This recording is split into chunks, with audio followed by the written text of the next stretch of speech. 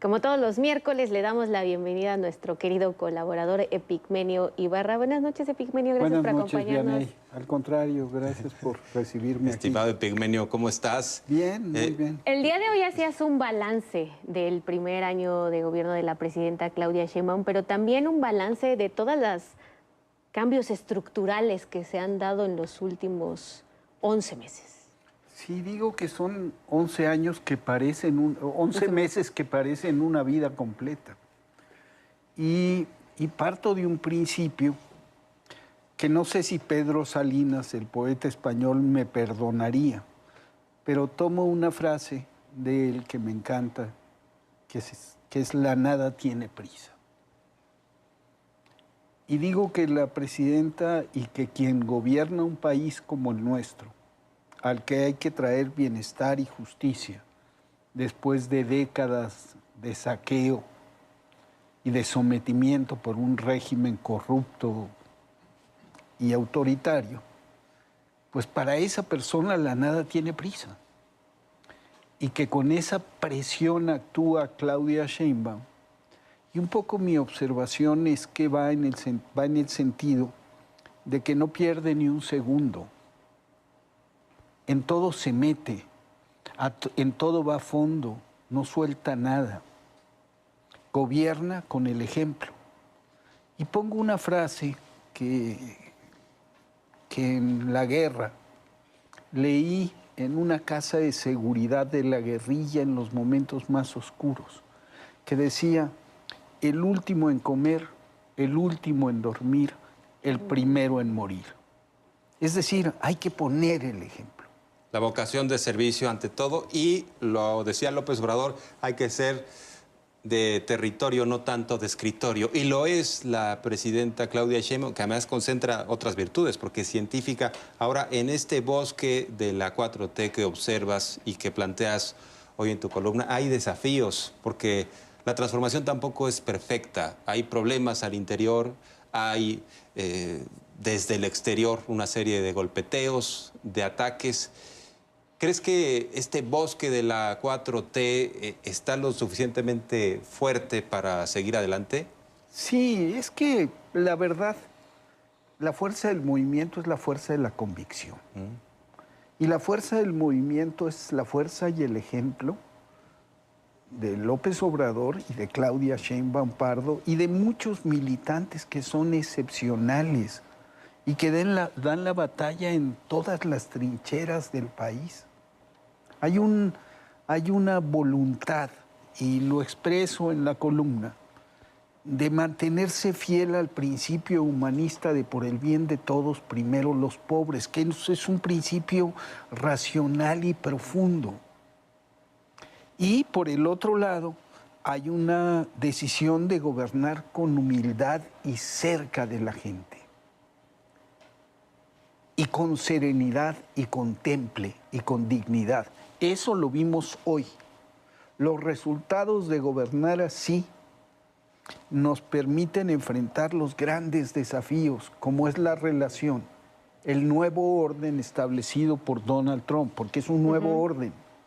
Y resulta que México, que tiene una situación absolutamente excepcional, porque es el único país que tiene 3.500 kilómetros de frontera y 40 millones de mexicanos. Tenemos que hacer una pausa que es automatizada, estimado Epigmenio. Sí. Hablaremos también de Lili Téllez y Alito, que pues le tenían prendida una veladora a Marco Rubio, querían un golpe sobre la mesa, no hubo nada de eso, hubo cooperación y entendimiento. Regresamos para hablar de eso, ¿te parece?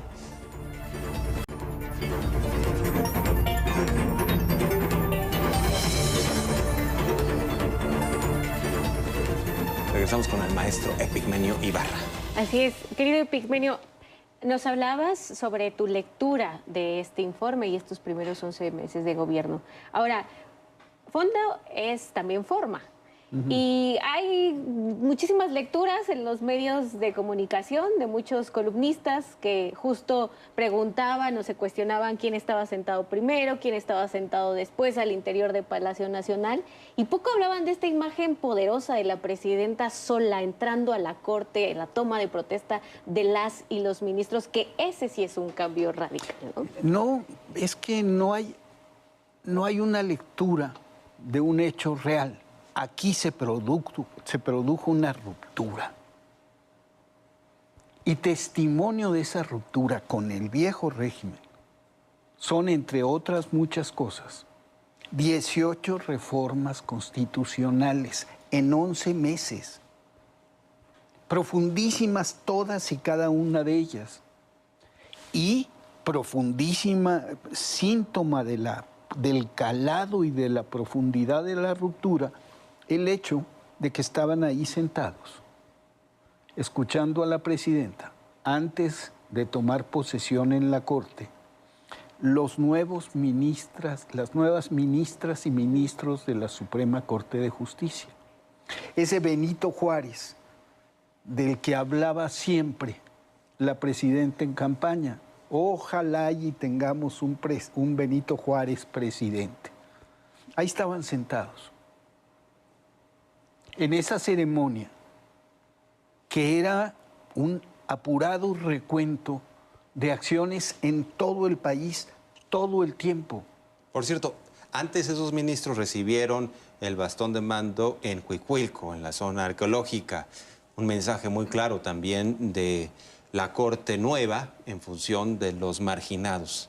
Y bueno, pues ahora recibieron su novatada estos ministros y ministras por parte de los medios conservadores como Reforma, que no saben interpretar las cosas y lo primero que hacen es vamos a confundir, vamos a tergiversar. Les mandaron un periodicazo diciendo que supuestamente habían asistido a un restaurante fifí estos ministros y ministras, algo que criticó la propia presidenta Claudia Sheinbaum. Eso hace Reforma, y López Dóriga se mete porque trae una camioneta el ministro fulano, y en el fondo hay un racismo brutal y un desprecio por estos ministros y por estas ministras porque fueron electos por el pueblo, porque no son parte de esa nata, de esa élite.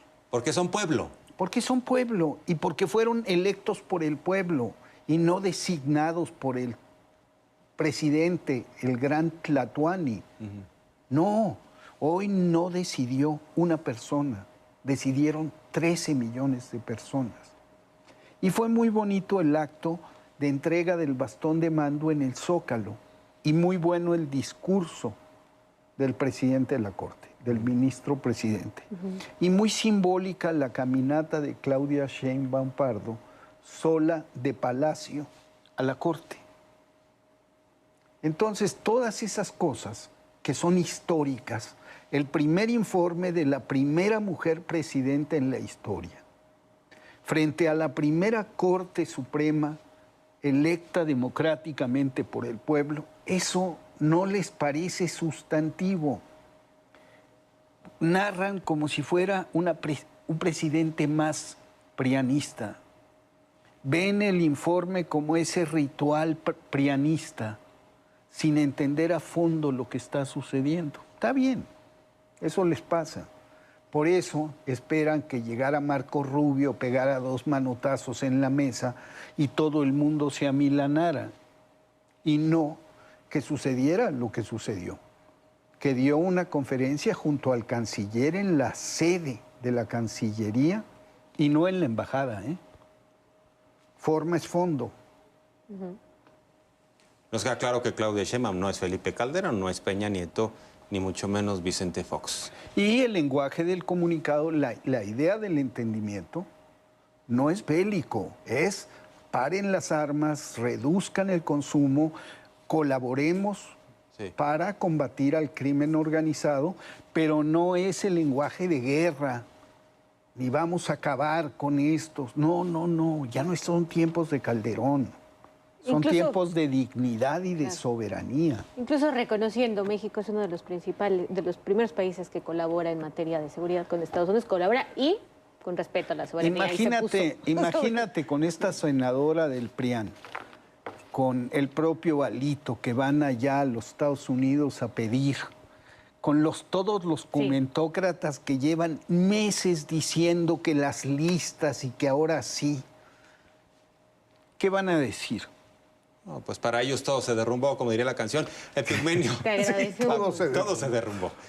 Seguimos aprendiendo mucho. Y además, has visto que los fragmentos que luego subimos a las redes tuyos prenden durísimo, o sea que la gente te Bueno, escucha. el de la otra vez era como más o menos obvio que pegara. Venga. Pero Pues bueno, es que sí te dejas ir. dentro de 8 días te avientas más Gracias. fragmentos Gracias, que Epigmenio. desde el 11 y de los Gracias. medios públicos. Gracias, Epigmenio. Vamos a continuar, vamos con